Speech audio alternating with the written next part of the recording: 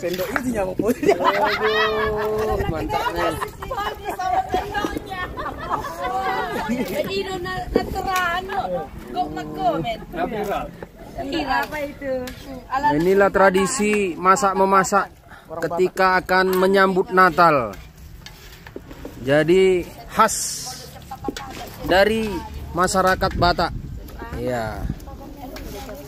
Mangan-mangan.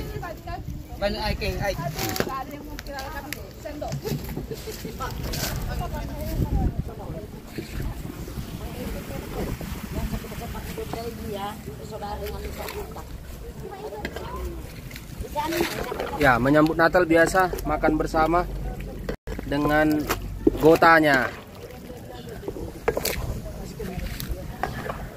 Ini tepatnya di gereja HKIP Sion Simpang 2. Dari HKIP Simpang 2, Tagor Situang melaporkan.